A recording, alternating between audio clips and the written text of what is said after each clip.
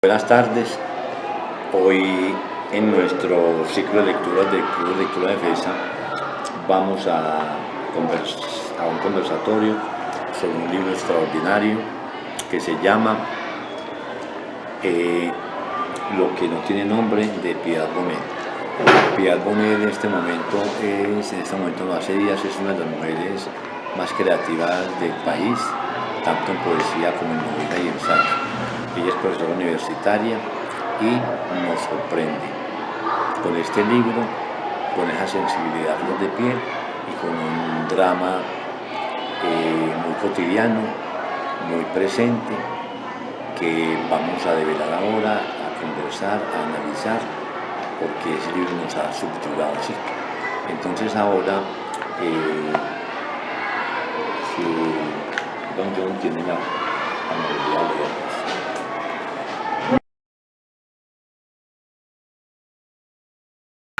Bueno. Mirando este cuarto austero, donde cada cosa cumplía su función, tenía un sentido, recuerdo los versos de Wisława Szymborska, que durante años leí con mis alumnos y que parecen haber sido escritos para este momento.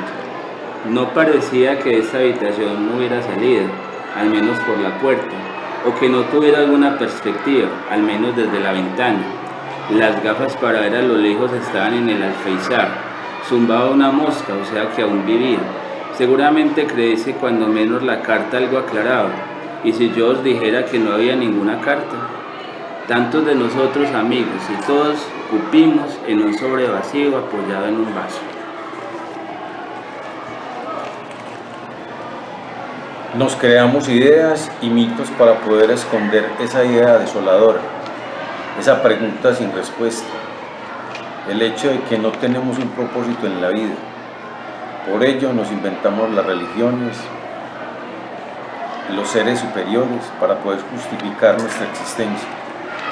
La soledad que nos ataca, nos mata, lleva a la gente a la desesperación, al suicidio.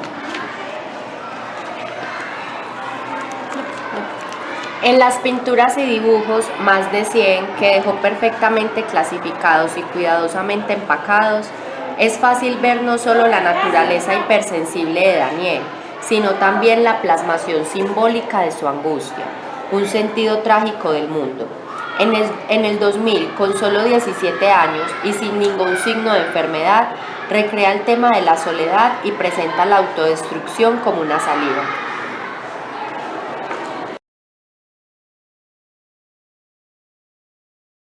La vida es física. Siempre me gustó ese verso de Watanabe y también este de Blanca Varela. Es la gana del alma, que es el cuerpo. A pocas horas de su muerte, lo que me empieza a hacer falta hasta la desesperación son las manos de Daniel, las mejillas por las que pasaba el dorso de mi mano cuando lo veía triste, la frente que besé tantas veces cuando era niño, la espalda morena de tanto sol, su singularidad, su modo de reír, de caminar, de vestirse, su olor. Una idea absurda me persigue, jamás el universo producirá otro Daniel. Bueno, hay un tema que flota, que nos toca, que es certero, que es la relación de el amor de una madre por un hijo, pero desde un punto de vista tan objetivo, tan duro, que es narrar cómo un hijo se suicida, que es algo para lo cual no estamos preparados, ¿sí? ¿Qué piensa don John sobre ese tema de uno como padre? Porque el libro lo toca a uno en ese sentido, ¿cierto? A mí me parece que lo que hace Piedad Bonet es muy valiente y decididamente hay que tener mucha entereza para sentarse ante un papel y escribir sobre la muerte de un hijo, que es algo tan sublime para uno, porque es que es como la antítesis de lo que siente uno cuando un hijo nace. Cuando un hijo nace se siente una fiesta en el corazón, una alegría impresionante, que uno ve ese ser, lo tiene en los brazos y lo ve que llegó a la vida. y llega con llanto, pero también a darnos alegría, risas, y uno empieza a vivir ese tránsito de verle las palabras, de ver cómo va aprendiendo, cómo gatea, cómo camina. Y entonces uno llegar al opuesto y es empezar a decir, a tratar de escribir lo que uno siente para despedirse de un hijo que se le fue y que se le fue de esa manera, que se fue porque se suicidó, porque él decidió matarse a sí mismo y que de todas maneras lo hace después de años de sufrir, de padecer una enfermedad mental. Pero igual así uno haya transitado con él ese camino tortuoso de la enfermedad, uno nunca va a estar preparado para ese salto que él va a dar el vacío literalmente, porque él da un salto al vacío para matarse. Pero yo le doy mucho mérito a ella de lograr hacer un homenaje a él y al mismo tiempo sacar de sí, porque es una forma, sabemos que la literatura, el arte es una forma de expresar, de exorcizar a veces los demonios, los dolores. Y creo que lo que nos muestra este libro es precisamente eso, que el arte no puede ser objetivo, es la manifestación de una subjetividad. Pacho, hay un tema, como hablamos ahorita, don John, que es el suicidio, ¿cierto? Diremos que cuando uno es soltero, uno coquetea con eso. Cuando tiene un fracaso, cuando dice por ahí alguna otra persona sobre el suicidio, que cuando uno se suicida por amor, ese es el vodevil, es la parte pues como medio banal, ¿cierto? Que uno debería tener un motivo para suicidarse de más peso, pero eso es cuando estamos solteros. ¿Qué pensás acerca del tema del suicidio que está tan presente en ese texto? A ver, yo lo enfoqué de las enfermedades mentales, de cómo se subestiman, se minimizan, a veces pasan a un segundo plano, inclusive hasta un mismo sistema de salud, el asunto mental, el asunto de las emociones de las personas. Veo aquí algo extraordinariamente fabuloso y es el hecho de que ella en ningún momento hace una apología de un dolor ante una tragedia como es el suicidio de un hijo, sino que ella pone en evidencia, lo hace más, valga la redundancia, más evidente el hecho de que hay muchas enfermedades que no han sido asumidas ni por ningún organismo estatal, ni por la misma ciencia médica, en ese sentido de que es algo que es un asunto de salud pública inclusive. En este momento estamos viviendo una situación muy particular y por eso me llama mucho más la atención el libro, porque lo estamos viviendo y muy cerca. Ese es el asunto, porque nos dicen, bueno, lo vemos como algo muy lejano, pero lo vemos muy cerca, muy al lado de nosotros. Y creo que hace poco que hablaba de la sensibilidad de un docente, casi que al leer lo que no nos están mostrando para leer, escuchar lo que no, inaudible en los niños, por ejemplo, a veces esos ojos tristes, a veces ese llanto que repentinamente aparece en los niños. Hablo porque aquí hay una realidad pues que tengo en este momento los niños. Una niña en este momento tiene un duelo en un aula de clase, me la traigo para acá, y es que se le murió un ser querido que fue su mascota. Entonces, las mismas instituciones no estamos preparadas para ello. Me llama supremamente la atención y seguro que a partir de aquí debe salir una reflexión muy profunda con respecto a lo emocional, a lo emotivo, no tanto a lo racional, que el hombre se ha ocupado mucho de ello. Entonces, leer sobre ello. Y aquí la invitación que nos hace el escritor inclusive es a estudiar, a leer, a prepararnos como seres humanos ante circunstancias que no creemos muy lejanas, pero que las tenemos a la mano. Bueno. Daniel, la misma pregunta que habíamos hecho ahorita.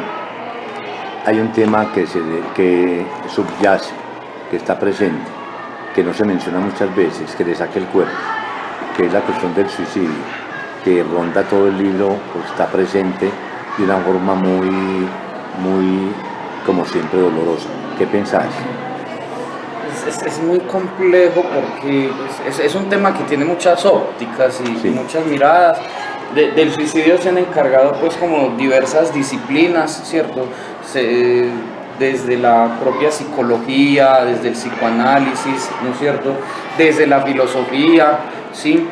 Desde la propia sociología. Entonces, ¿cómo ver el suicidio? ¿Es un acto filosófico, pronto, o un problema filosófico, como lo plantearía, por ejemplo, Albert Camus? ¿Sí? ¿Es un problema de carácter individual? ¿Cómo sondear el abismo insondable del alma humana y lo que se halla, ¿no? Allá en lo más recóndito, ¿sí? Por hoy lo llamaría el inconsciente? ¿O es el suicidio un problema de carácter social, como se plantearía también desde ciertas perspectivas, ¿no es cierto?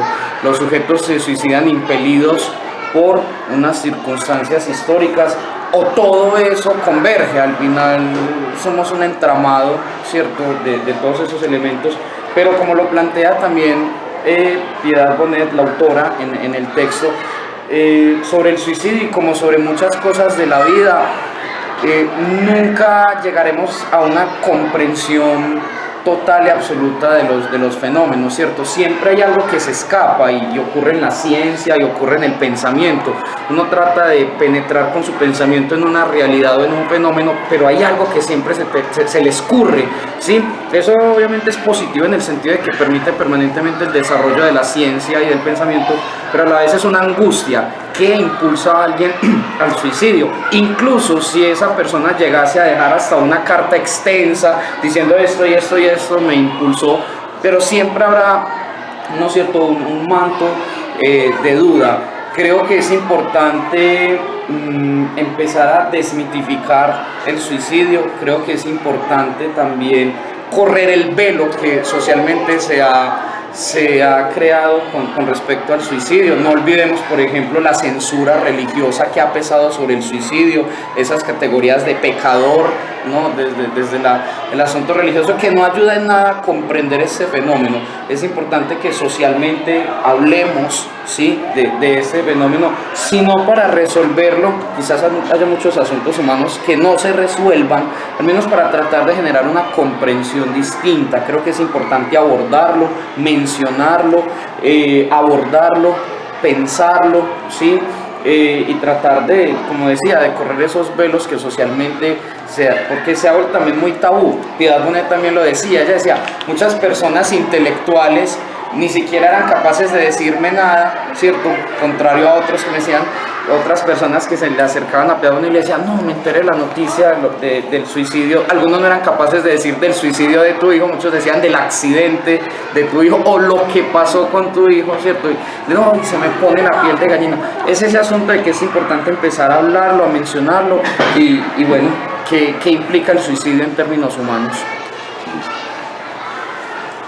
A ver, Angie, después de una lectura tan meticulosa, ¿qué tomas en cuenta hablando de ese tema que hemos hablado y que estamos explorando sobre el suicidio? Bueno, pues muchas cosas y de hecho muchas que ya han mencionado pues en la ronda. La primera, pues que me parece muy interesante que en este, ¿cómo le llamamos?, club de lectura hayamos retomado pues una mujer, porque creo pues que es importante también empezar a darle, pues a visibilizar a las mujeres escritoras y sobre todo las de nuestro país. Y como usted decía ahorita en la introducción, pues Piedad Bonet es una de las escritoras colombianas que en este momento pues digamos que está como muy visible porque su trabajo también es muy bueno. Entonces eso me pareció muy importante. Y me pareció, al igual que decía don John, o sea, yo cuando terminé de leer este libro, yo decía, este libro es como una proeza, porque es que es muy valiente de ella escribir sobre un asunto tan desgarrador. Y además que, como decía el coordinador Francisco, no lo hace como desde esa manera de la emoción, de la apología al dolor, sino que logra convertir esa emoción en un hecho estético, que es este libro. Y eso es muy importante porque si uno se remonta a lo que ha sido como el transcurrir de las mujeres escritoras. Cuando la mujer empezó a escribir, primero tenía que utilizar seudónimos de hombre, porque si no, no sería leída en sociedad. Pero aparte de eso, cuando ya empezaran a salir los libros publicados por mujeres, recibían muchísima crítica, sobre todo de los escritores, porque decían que la mujer no podía escribir porque no se podía desligar de la emoción, y que eso hacía que la literatura femenina o la literatura escrita por mujeres fuera muy sensibilera, pues como muy cursi, ¿cierto? Entonces, mirar las críticas que recibían las mujeres en ese momento y, por ejemplo, llegar y comparar este libro con Jane Austen o con las hermanas Bronte, en fin, obvio uno ve que socialmente, poco a poco, la mujer en la escritura sí se ha hecho un camino y que ha logrado como edificar un discurso literario propio, como en este caso que leemos a Piedad Bonet, y ya vemos ahí en ella muchas cosas que son de ella, de su escritura, de su estilo, y que hacen que este libro, a pesar de que trata de un tema tan desgarrador, uno lo pueda leer como con todo ese análisis que lo toca a uno, no solo como ser humano, sino ya, por ejemplo, como docentes, que también lo pusimos acá. O sea, este asunto yo creo que a todos nos tocó, porque es que nosotros estamos viendo todo el día un montón de sujetos que, mire, que ni siquiera la mamá pudo identificar en él cosas que la pudieran llevar a pensar que él en algún momento hiciera eso. Entonces, si ni siquiera a veces frente a estas enfermedades mentales los más cercanos del círculo pueden identificar esas cosas, digamos uno que solo es el profesor, entonces como estas enfermedades mentales, eso se vuelven un tema tan importante para discutir socialmente, pero teniéndolo alejado del tabú, porque todavía es un tema muy tabú. Bueno, hay una cosa que es la siguiente. Yo discrepo un poquito con lo que decís, con Daniel también, que vamos a apuntar en la última parte sobre tabú. Yo creo que ya se está hablando más, ya se ha corrido como el velo y se habla de eso, ¿cierto? De pronto de las enfermedades mentales, sí, pero del suicidio no, porque yo siento que del suicidio todavía el ser humano o las personas que quedan buscan una explicación, y va a ser una explicación que nunca existe y nunca llega, y que eso de pronto lo podemos tocar ahora en una pregunta, y es, bueno, finalmente ella por ejemplo decía algo de, yo no lo conocía, el suicidio por balance, que es lo que los especialistas llaman. Bueno, finalmente fue una decisión, o sea, fue algo analizado, fue algo estudiado, o simplemente fue algo que los llevó por un impulso. Pero de todas maneras se dio. Pero de todas maneras se dio, pero igual quedan ahí las dudas. Entonces yo creo que del suicidio como tal, sí todavía hay que empezar a hablar un poco más alejado del tabú, porque yo siento que la enfermedad mental sí se está abordando un poco más, pero el suicidio como tal todavía genera mucho escozor el tema.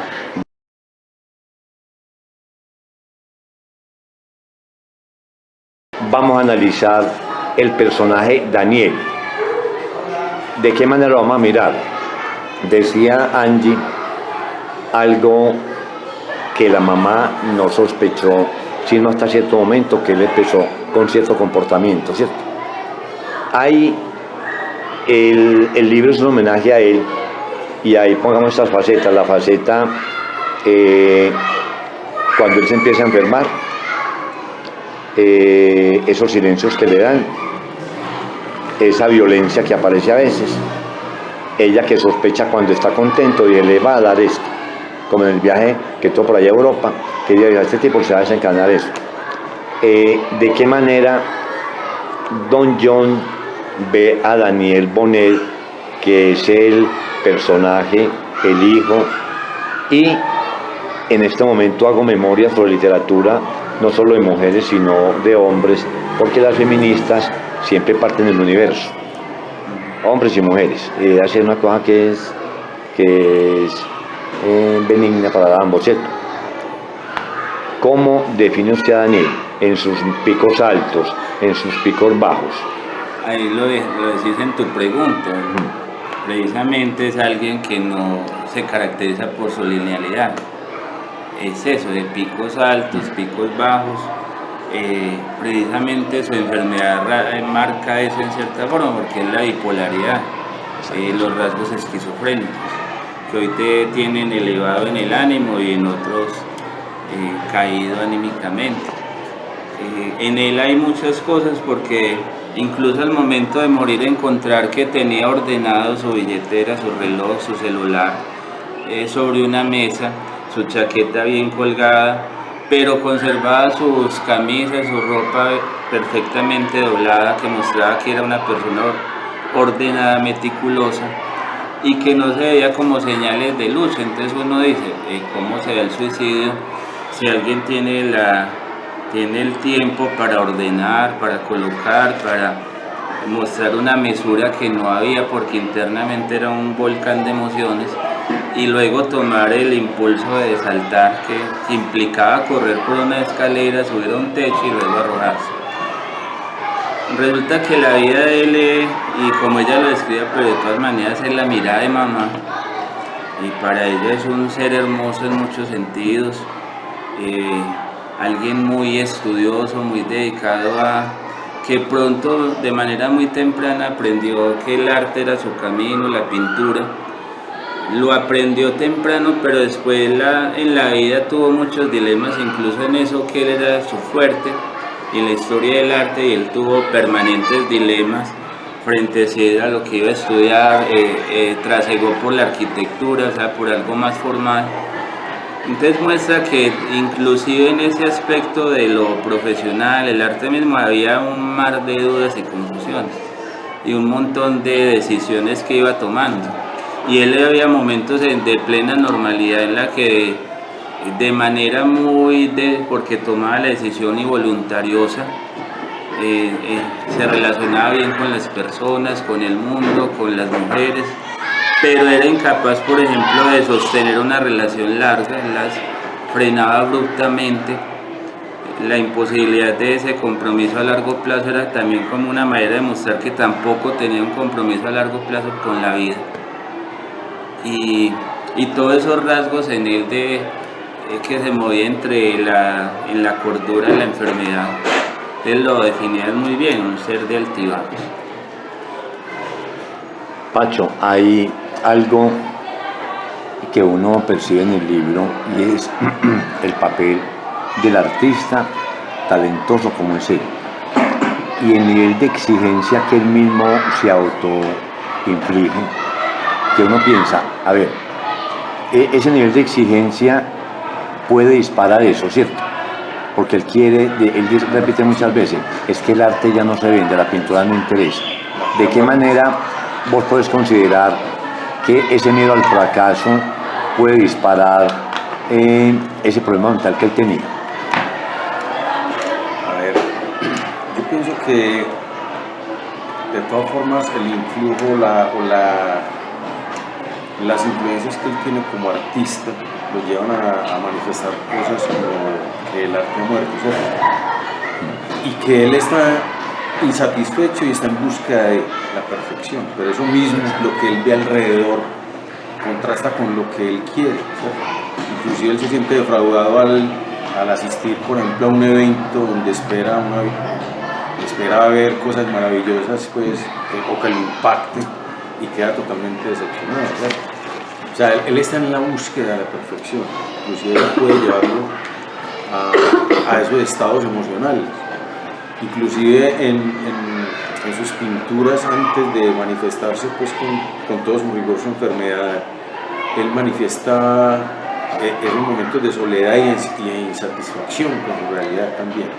Entonces son muestras y pinceladas de que él estaba pasando por momentos que alguien debía hacer lecturas, y la mamá fue la que posteriormente se acercó a sus obras y vio en él esa desesperación, ¿sí? Y pensar casi que en la destrucción, había mucho de soledad, pinturas que estaban enviando mensajes muy puntuales, ¿cierto? Y de pronto no encontrar una persona que estuviese al lado, o encontrar quién lo leyera, y de pronto darle una salida diferente a la que él tomó, que fue la autodestrucción. ¿Qué pensás sobre esa cuestión del artista que le teme al fracaso y decide mejor buscar una salida por el lado de la arquitectura? ¿Es un acto de cobardía, un estado de miedo? ¿Cómo lo analizarías vos? No, yo no juzgaría eso, en últimas son los caminos que una persona puede decidir, y creo que la propia arquitectura también tiene unas dosis de arte muy grandes, ¿cierto?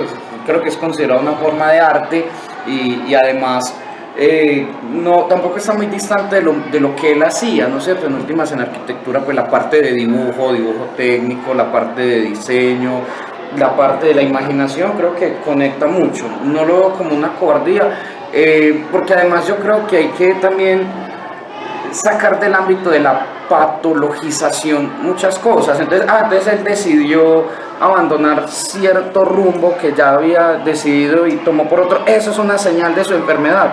Yo no lo vería así, o sea, todos yo creo que muchas veces tomamos decisiones, podemos llevar carreras cultivadas durante muchos años y una insatisfacción o un malestar o el deseo de emprender otro proyecto, pues todos cambiamos o mudamos o mutamos, ¿cierto? Y no creo que ello siempre signifique pues rasgos de una patologización. No creo que es la inestabilidad de Daniel con respecto a su profesión, a lo que había decidido, sea la causa de su enfermedad. Yo creo que es lo contrario, es la consecuencia o es un signo más de lo que simplemente venía pasando en él, ¿cierto? Lo que pasa es que esa relación del artista con la locura es muy tentadora en Occidente, ¿cierto? En Occidente siempre queremos pensar al artista con una dosis de locura, o que todo artista necesita una dosis de locura para, sí, el artista, el filósofo, el literato, ¿no? Son como un poco locos y un poco, bueno, consumidores de cosas, y, ¿cierto?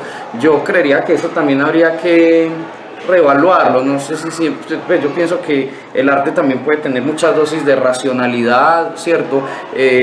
La ciencia puede tener muchas dosis de locura y el arte puede tener muchas dosis de racionalidad. El arte también puede permitir comprensión del mundo, conocimiento, en fin. Entonces, no, yo pensaría que es poner como todo en su justa medida, pensarlo desde las circunstancias particulares de cada caso. Creo que el arte era una posibilidad a través del cual pues Daniel expresaba ese mundo interno, ¿cierto? Y quisiera mencionar algo, porque una pregunta que usted le hizo ahora a don John, que me parece muy importante. ¿Qué significa Daniel como personaje? Me parece que esa pregunta es fundamental, porque siempre que leemos una obra literaria, para mí uno de los asuntos más importantes es pensar los personajes, pero más allá de carne y hueso o de una descripción de ese sujeto ahí, es pensarlo en términos de qué representa como concepto o como idea o como un asunto dentro de lo humano, que ese personaje es una abstracción, ¿no?, de problematizaciones humanas. Daniel representa la complejidad del alma humana, lo impredecible que puede ser que la mente enferme. A mí me cuestionaba mucho como todos podemos estar sujetos a esto, y de hecho Piedad Bonet lo menciona también, esa lotería de la vida, donde Daniel hasta los 20 años lleva una vida, bueno, me cuesta decir normal, pues, ¿cierto? Ha estudiado, no sé qué, ha optado por una maestría, y de pronto, en un momento dado, empieza ese quiebre, empieza esa fractura, y empieza a manifestar estos síntomas, y su vida empieza en un declive.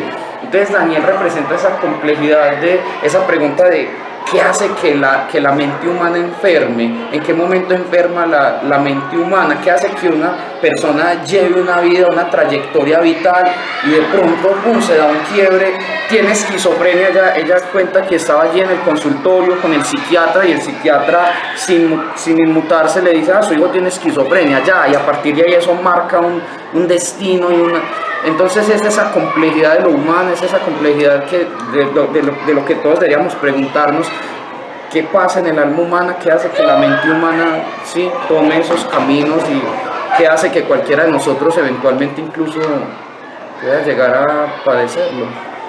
Ahorita tocaste tangencialmente un tema que es la cuestión de la locura y la razón, ¿cierto? Miramos, yo veo, y enseguida Andy nos va a hablar de eso, lo siguiente, enlazando con eso, estamos hablando de la importancia de Daniel. Hay este problema, hay artistas que son sobrealimentados y dependen del medio, ¿cierto? Hay otros que, inclusive menciona ahí a Rimbaud no menciona a Van Gogh. lo menciona como el caso extremo del tipo que nunca dio un cuadro. Y esos son los pintores con el tiempo que se valoran, ¿cierto? Claro que Daniel no está preparado para eso, porque tiene una familia muy exigente. Esa palabra, yo creo que ahorita debíamos hablar de la exigencia de la familia, que se está velada, porque es presente la necesidad de que él haga algo. Él quiere ser pintor, que es la cuestión que raya con la locura, porque recordemos que un pintor tiene que renunciar a todo, porque en la universidad eso no lo enseñan.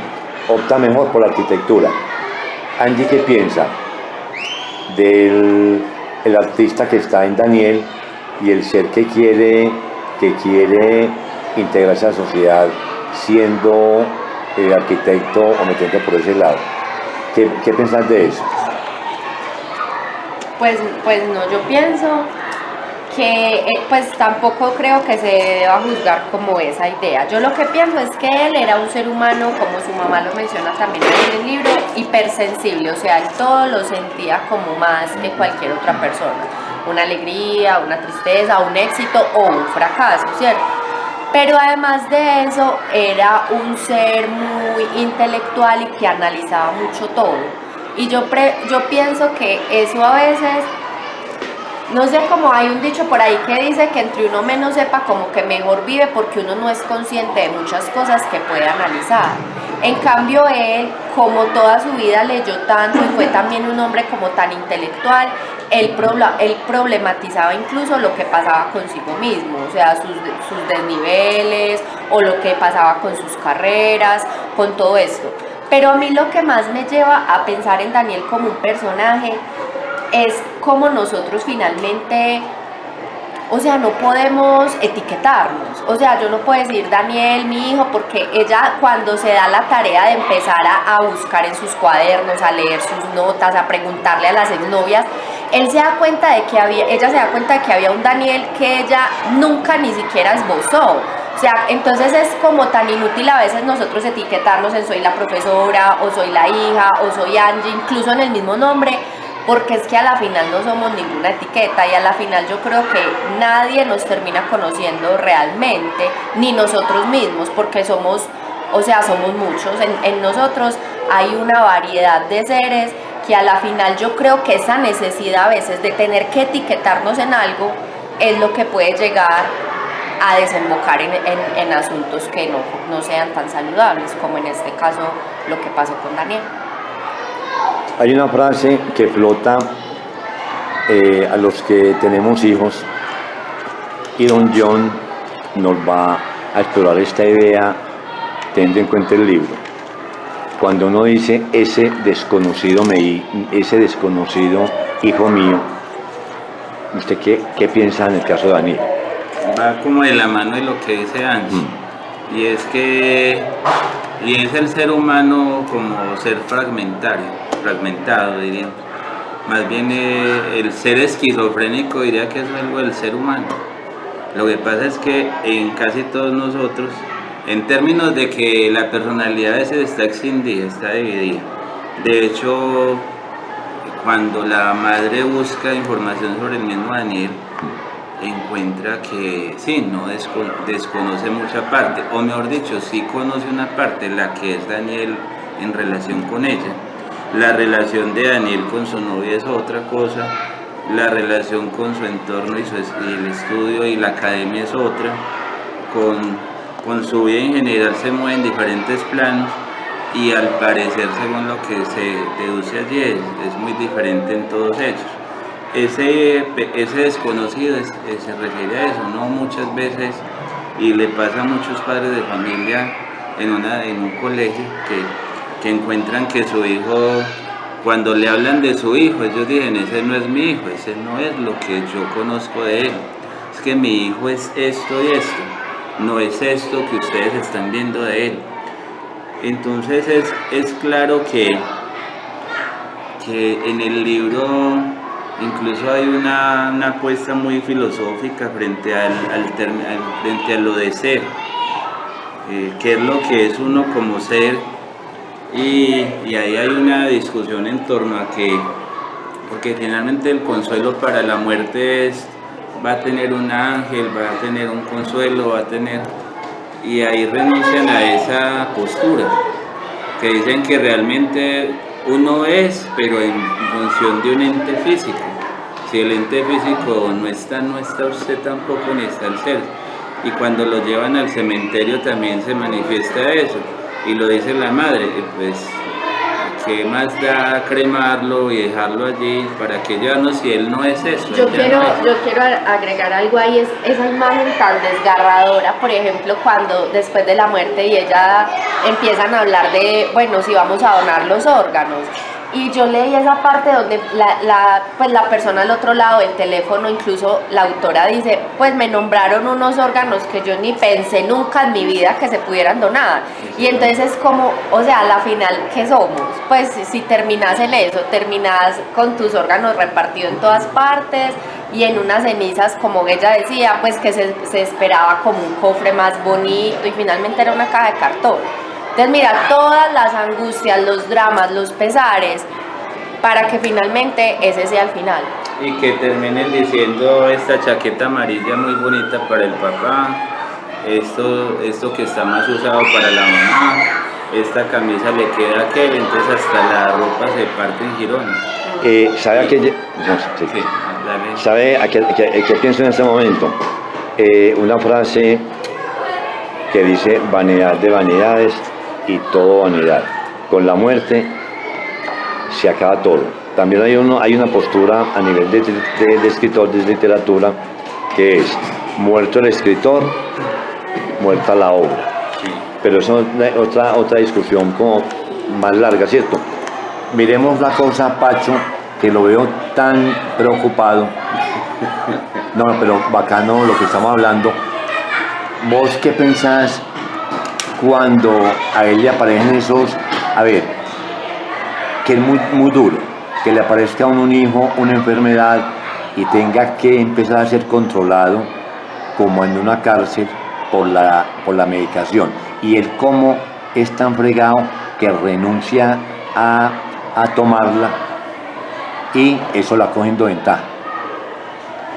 Aquí hay algo para analizar adicionalmente y es... encuentro la palabra, no hay unos criterios muy claros, muy puntuales con respecto al manejo de las enfermedades mentales. Mientras unos sugieren unas terapias, otros sugieren unos medicamentos, otros piensan que esos medicamentos son excesivamente perjudiciales en un momento dado para ese sujeto.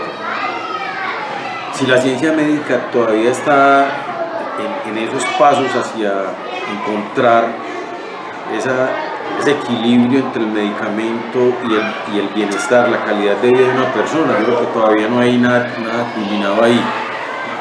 Entonces ver a alguien que está siendo tratado y que no hay unos criterios muy claros, muy puntuales con respecto al tratamiento, yo creo que eso debe ser muy tenaz para el que lo recibe y muy tenaz para el que está al lado de esa persona que está viendo unos efectos colaterales secundarios que hace ver a una persona incluso en un momento dado que pierde el control sobre su propio cuerpo. Debe ser muy desesperante y eso lleva a la autora del libro a leer y a investigar y a indagar mucho sobre esa enfermedad que todavía sigue, me imagino, haciéndose preguntas con respecto a cuál es el manejo más adecuado para ella, ¿cierto?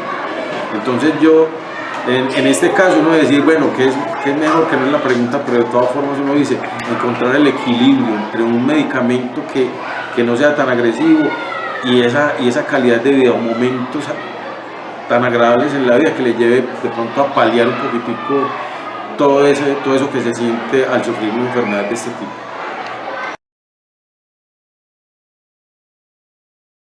Daniel, hay algo que está en el libro presente y hay dos espacios, el espacio familiar, el espacio académico, que es la gran frustración de él cuando se va para Estados Unidos, en el sentido de que le dice a la mamá, hay que estudiar mucho, ¿sí me entiende? Pero también está otro espacio de él, que son las clínicas psiquiátricas, los psiquiatras, y uno ve que hay psiquiatras que piensan que se las saben todas, son insensibles, como que no han sido papás. y miremos que mandan pastillas. Ella dice, pero este psiquiatra, ¿por qué no piensa que es un ser humano? Dice para él la mamá, piensa eso, ¿cierto? ¿Qué pensás de esa alternativa de solución, de medicación para problemas mentales que es tan dura con el ser humano? En este caso, Daniel. A ver, yo creo que es necesaria una perspectiva, en mi opinión, equilibrada, en el sentido de, yo reconozco en la psiquiatría una tradición, digamos, académica y una tradición epistemológica, una tradición científica. Reconozco en la psiquiatría un acervo de conocimiento científico y creo que ha permitido una comprensión de los fenómenos humanos. Ahora, hay que entender que una comprensión desde cierto enfoque, es decir, en últimas, pues la psiquiatría es una rama de la medicina, pero la medicina pura y dura, ¿cierto? En su versión científica y cómo fue construida la medicina desde el paradigma científico desde el siglo XIX, XX, desde su versión más, ¿cierto? Más positivista, ¿no? La psiquiatría es una ciencia desde el positivismo, desde la racionalidad, lo cual per se no es malo. O sea, yo creo que vuelvo y digo, la psiquiatría como ciencia y como disciplina positivista, una rama muy biologicista, además, pues ha generado un conocimiento del ser humano. Pero siempre yo creo que es muy importante que reconozcamos que todo conocimiento en general, pero especialmente en el ámbito de lo humano, siempre será un conocimiento parcial, ¿cierto? Yo creo que el conocimiento biológico, médico de las enfermedades mentales es necesario, pero siempre reconocer que hay algo que falta, ¿no? Hay que darle otra dimensión también a ese conocimiento, digamos, de las enfermedades mentales. Entonces, el psiquiatra es ante todo un médico y su paradigma es medicamentoso, ¿cierto? Y él ve al enfermo mental desde los desequilibrios hormonales, neuronales, físico-químicos, etcétera. Y yo creo que eso es una comprensión importante y necesaria, pero no suficiente, ¿cierto? Yo creo que la psiquiatría, pues creo que ese trabajo se ha venido haciendo, creo que hay un esfuerzo cada vez más desde distintos ámbitos de la ciencia, incluso la ciencia positiva, ¿cierto? Desde el positivismo, de tratar una mayor interdisciplinariedad. Pero yo creo que hay que hacer más esfuerzos para humanizar un poco más la medicina, ¿cierto? Que la psiquiatría se nutra también de otras perspectivas y de otras dimensiones en la comprensión de lo humano, ¿cierto? Que el psiquiatra también dialogue un poco más, por ejemplo, con el psicólogo, ¿sí? Que el psicólogo ya, por ejemplo, entiende al ser humano desde otra dimensión humanística, no digamos biologicista ni medicamentosa, ¿cierto? Creo que es importante que haya ese diálogo, es importante que los médicos, es urgente que los médicos generales, médicos psiquiatras y médicos de lo que sea, se formen también en ámbitos humanísticos, ¿cierto? Para comprender a ese sujeto en una dimensión más amplia y no solamente, porque en últimas la medicina como ciencia y en su carácter, ¿sí? De ciencia positiva, marca una distancia entre sujeto y objeto. El paciente es un objeto de conocimiento y el médico psiquiatra ve al paciente como el biólogo ve un árbol, ¿cierto? Eso es un árbol y lo describo tasativamente y sus características y no sé qué, y cómo intervengo, es de una característica muy intervencionista, intervenir al otro, y desequilibrio y no sé qué, y medicamento y dosis y tanto, y pare de contar. Entendemos que cuando se trata de enfermedades mentales, eso para mí es necesario, y creo que el avance de la ciencia médica para mí ha sido importante y creo que seguramente ha ofrecido muchas soluciones, pero debe nutrirse de otra perspectiva. La enfermedad mental requiere otro tipo de intervenciones también, familiares, sociales, de acompañamiento, de introspección, que no lo hace el medicamento solo, sin satanizar el medicamento, porque a mí me parece que es importante también respetar un acervo de conocimiento por parte de la medicina y no satanizar. En últimas, el medicamento psiquiátrico se mueve entre la frontera de quienes lo divinizan y lo ven como la panacea y la solución, y tomo el medicamento y como que ya resolvió el problema, o quienes lo satanizan, no, el medicamento elimina ese factor humano y el medicamento es una herramienta. pero como toda herramienta por sí misma no es suficiente, es importante, pero hay que intervenir de una manera más amplia, en mi opinión. Me da la impresión de que olvidaste algo. ¿Qué? Hay enfermedades mentales, como la esquizofrenia de este muchacho en el estado que la tenía, que era necesario que él se medicara constantemente. Sí, En el momento en que él tiene esos lapsos en que no toma, resulta que eso va avanzando. ¿Sí me entiende? No solamente es por esa parte que hay que mirar de una forma muy delicada, porque uno puede decir, yo estoy muy bien, como decía él, pero llega un momento en que se le dispara eso. ¿Sí me entiende? Bueno, Angie, esta que se habla, vamos a mirar, para que entremos ya a nivel de profesores enseguida todos,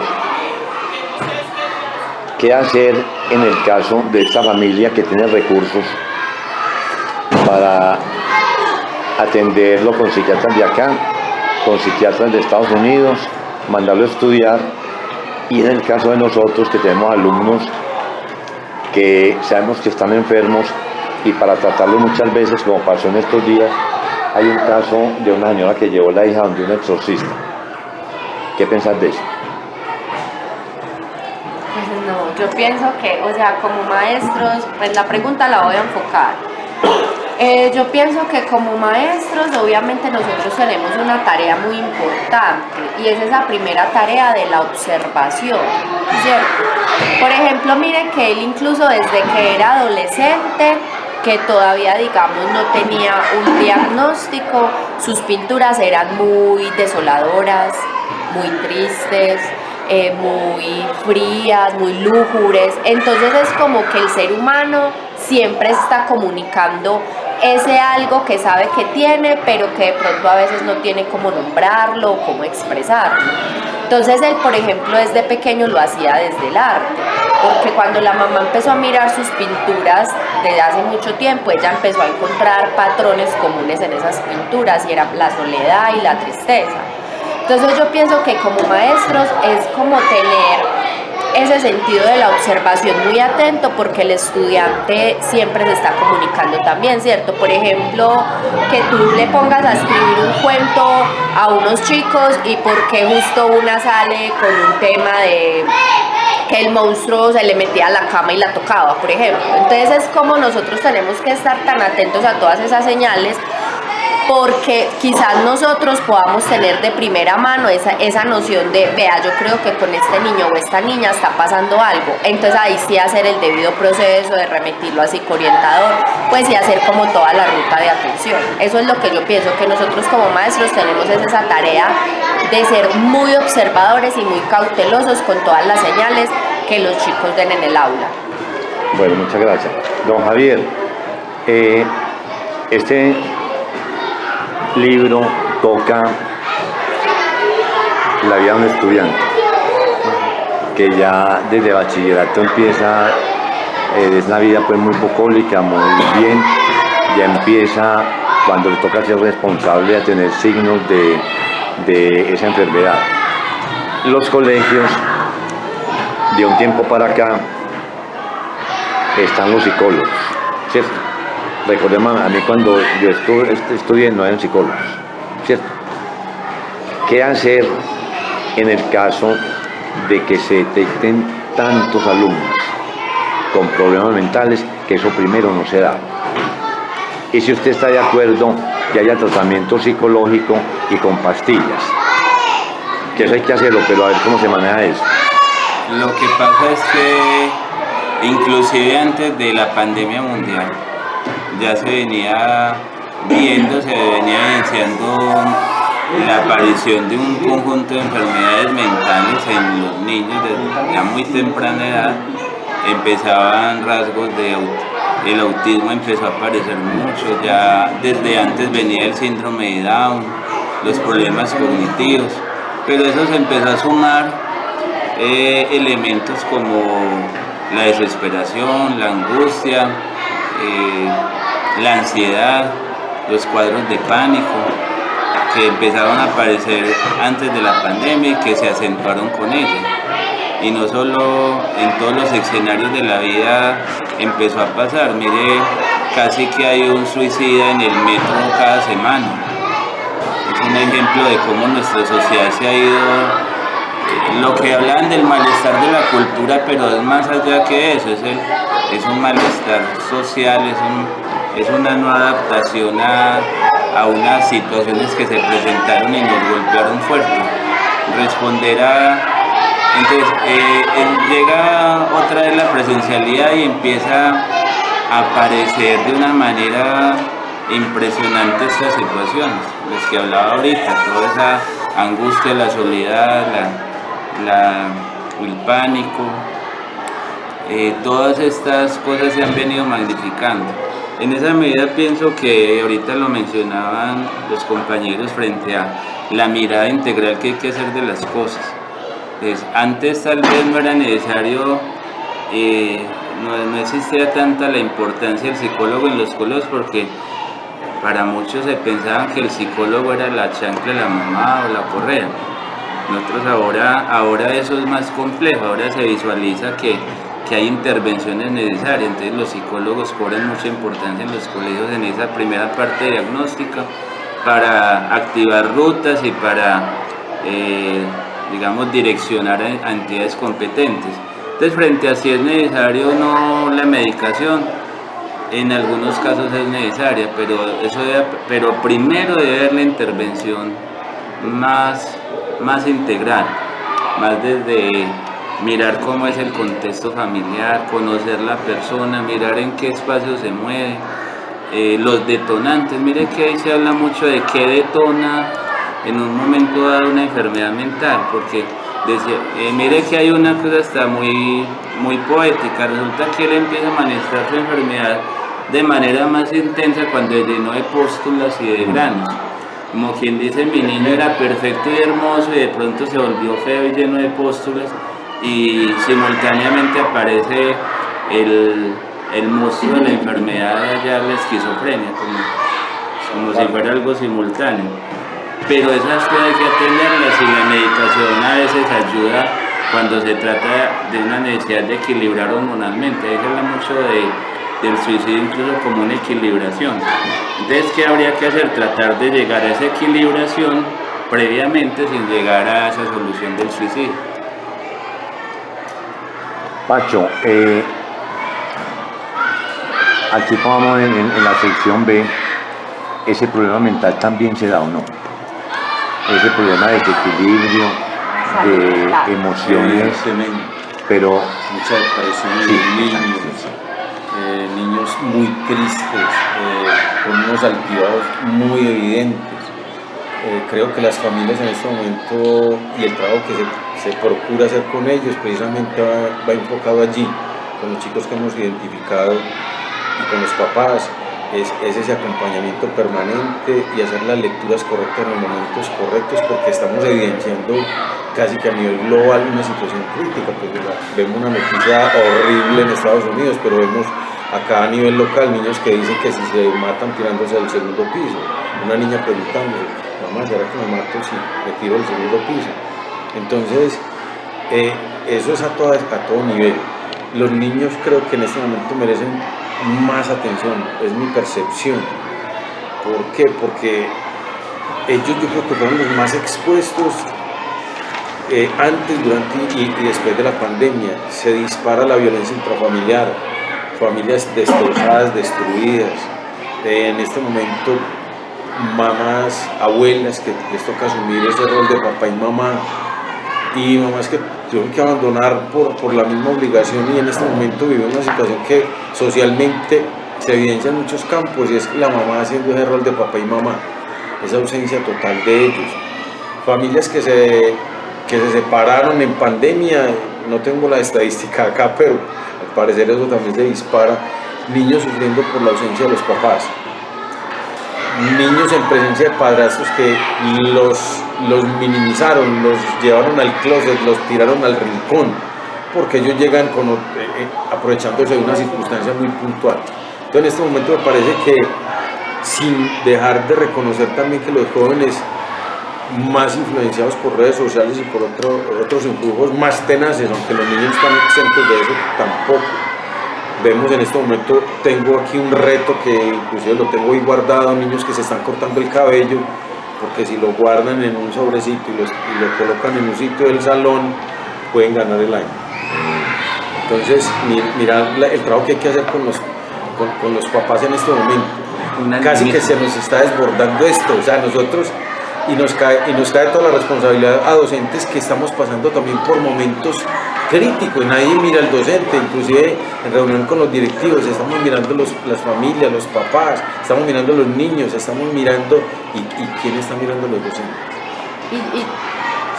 Perdón, ya terminaste. Bueno, yo quiero agregar algo ahí, pues que me hacía como la imagen mental mientras Francisco hablaba, y es también que a mí me genera mucho conflicto este asunto de que abordar el tema de la salud mental finalmente es un asunto de clase.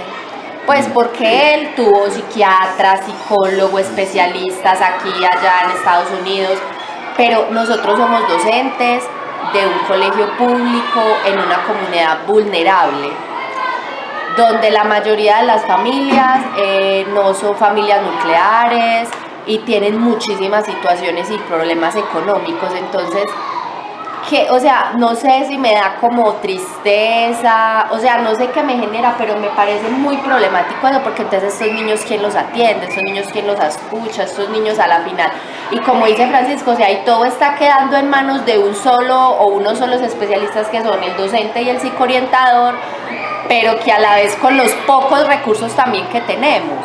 Entonces, o sea, como que incluso en este asunto que es tan esencial para el ser humano, es un asunto de clases también, porque no todos tienen los mismos recursos ni el mismo acceso a los especialistas.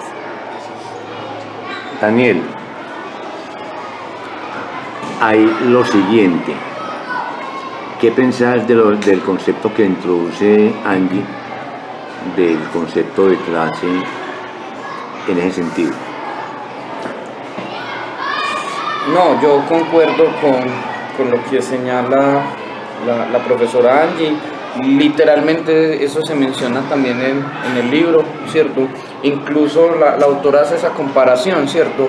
Una cita con un especialista de psiquiatría y la medicación cuesta casi el 100%, digamos 4 citas semanales, no sé qué, cuánto cuesta el porcentaje del salario, por ejemplo, de un maestro de obra, de un docente, ¿sí? Y el panorama es desolador, es desolador, ¿cierto? Bueno, voy a reiterar en lo que expresaba la profesora Angie, que me parece muy importante, ¿cierto? Sí fue compleja toda la situación que se vive allí, pues en una familia, ¿cierto?, que tenía las posibilidades económicas de costear casi que los tratamientos que quisieran, ¿cierto? Y entonces, y tenían los contactos para acceder a los mejores psiquiatras, ¿no? Al psiquiatra que era director de la facultad de psiquiatría de tal universidad, y entonces y al otro día le daban la cita y al otro día iban con el psiquiatra, y el medicamento que fuera ellos lo podían costear, y podían costear el psiquiatra en Estados Unidos o el psiquiatra a distancia acá y con el psicólogo, y podían probar distinto. Y cuando narran, por ejemplo, toda esta travesía en Brasil y luego que hicieron esta escala en Perú, ¿cierto? ¿Cuál es el mejor psiquiatra de Lima? Narran ellos, ¿cierto? Y vamos a buscar al mejor psiquiatra de Lima y vamos a internarlo en la mejor clínica de reposo de Lima, y aún así el desenlace es el que es. O sea, ellos podían buscar al mejor psiquiatra de Lima, a los mejores psiquiatras de Nueva York, a los mejores psiquiatras de Bogotá, y el desenlace es el que es, ¿cierto? Bueno, ¿qué pasa? ¿Qué podemos esperar? Entonces queda un asunto allí muy desolador. En última, sí, concuerdo completamente con la tesis de que hablar de salud mental, como hablar de muchos asuntos relacionados con la vida es un asunto de clase, sí, es un asunto indiscutiblemente. Yo les preguntaría qué elemento de prevención podemos implementar con estos niños pequeños para ayudarles en lo de su salud mental, que adquieran una mayor fuerza, una mayor resiliencia para enfrentar los problemas y retos que nos plantea esta sociedad y un tanto enferma y con muchas situaciones. A ver, usted. Bueno, es que yo quería hacer como más un comentario general, pues también a propósito de que la conclusión va a ser como de nuestro papel como maestros, porque también hubo algo que me llamó mucho la atención del libro y es, Daniel lo mencionaba ahorita también, cuando ya pasa pues el suicidio de Daniel y ya están como en el ritual, las ceremonias y todo eso, las personas que eran como muy intelectuales no se atrevieron hacia ella como a sentir una emoción o a ser un poco más sensibles. Y ella incluso lo compara que el maestro de obra, que le estaba haciendo como unos arreglos en la casa, se conmovió tanto y que ella dijo como hasta, pues que le dijo, no, es que mire cómo se me puso la piel, o sea, un ser humano totalmente sensible.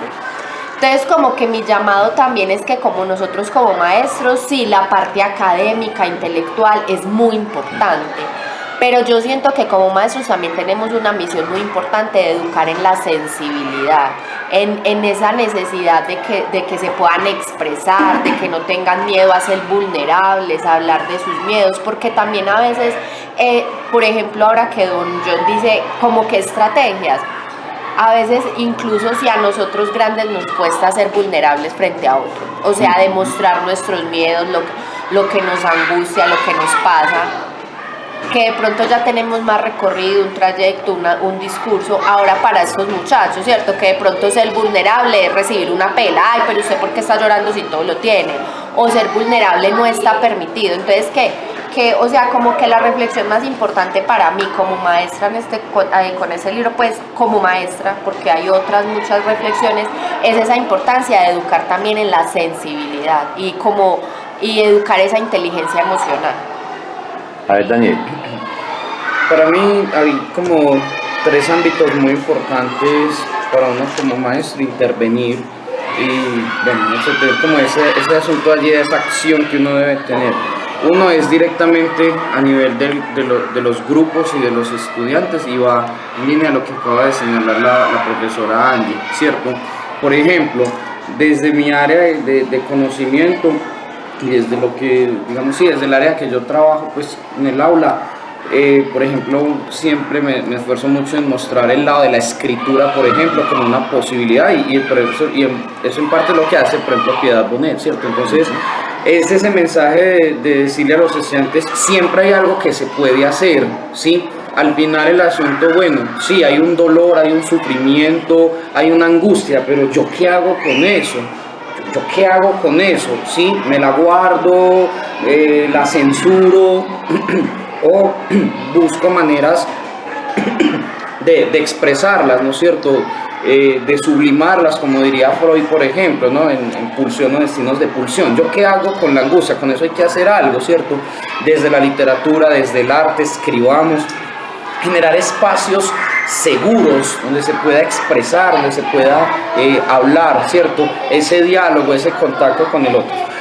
También creo que hay una esfera familiar muy importante, ¿sí?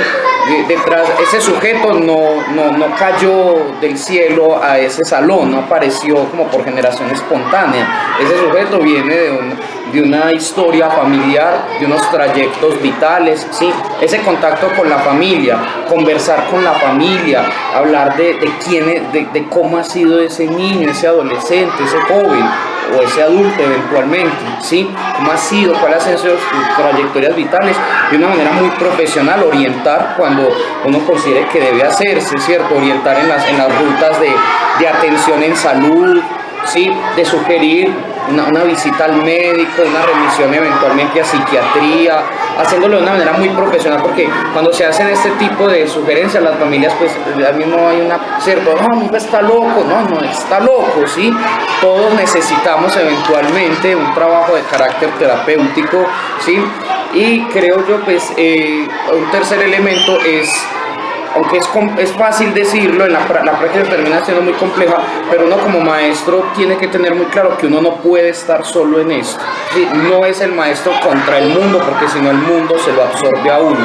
¿Sí? Hay unos estamentos también por encima de uno a los que uno tiene que acudir, ¿cierto? Apoyarse mucho en las directivas, definitivamente, ¿cierto? Las directivas a su vez también entender que no están solas y que hay que acudir a otras instituciones que deben apoyarnos, no podemos estar solos en esto y hay que insistir también con instituciones de salud, con un trabajo articulado con Secretaría de Educación, Secretaría de Salud, ¿cierto? Buscar instituciones universitarias, en fin, trabajo con otros colegas, un trabajo interdisciplinario. Uno como maestro no puede estar solo en esto porque esto le puede a uno realmente. Pacho, una pregunta para el respetado público. Bueno, lo que haría yo preguntar es, que en las diferentes esferas de la sociedad estamos sometidos a muchas presiones. De hecho, Díaz Bonet comenta de ciertas características de unos estudiantes que se ven que si no hago el posgrado, que si no hago el postdoctorado, entonces y encontrarse con una realidad totalmente adversa a lo que ellos idealizaron en su momento, salir a ejercer con altos salarios, digámoslo así. Entonces mi pregunta sería ¿cómo fomentamos en estos niños esa fortaleza, ese carácter, esa unidad en cuanto a la frustración? ¿Cómo soportar la frustración? Prepararlos para el error, para el rechazo, para equivocarse, para tener la posibilidad de equivocarse. Porque vemos situaciones muy particulares. Ejemplo, una niña le hago una anotación en el observador y ya se quiere ya se quiere suicidar. Entonces, ¿cómo fortalecemos nosotros como docentes desde la institucionalidad? ¿Cómo fortalecemos? Es que nosotros venimos al mundo a equivocarnos y ver la posibilidad de la frustración como una posibilidad de exigirse al máximo como ser humano y buscar alternativas de solución a una cantidad de situaciones que te presenta el mundo. Es cómo fortalecemos nosotros ese carácter de ese sujeto. A ver, don John, unas palabras de despedida. Lo que pasa es que tenemos una sociedad capitalista, un mundo donde prima el mercantilismo y la competencia. El concepto de qué te hace feliz está asociado a cuánto tenés y cuánto dinero hay en el bolsillo y en el banco, o cuántos bienes has logrado conseguir. En ese mundo de competencia, eso de hacer lo que me guste, me haga feliz, me haga pleno, disfrutar la vida, ser niño, crecer, es cada vez más difícil. Los papás muchas veces tienen la ansiedad de que su hijo tiene que ser campeón mundial en todo, no puede ser sino el mejor en clase, pero ¿cuántos realmente como padres nos preguntamos cómo lograr que mi hijo pueda lograr ser feliz? ¿Qué es necesario para ello? Yo creo que esa sería la alternativa, enseñarle a valorar otras cosas, a valorar el juego, a valorar el compartir, valorar la solidaridad, dejar de trabajar tanto en función del premio, el castigo y la competencia.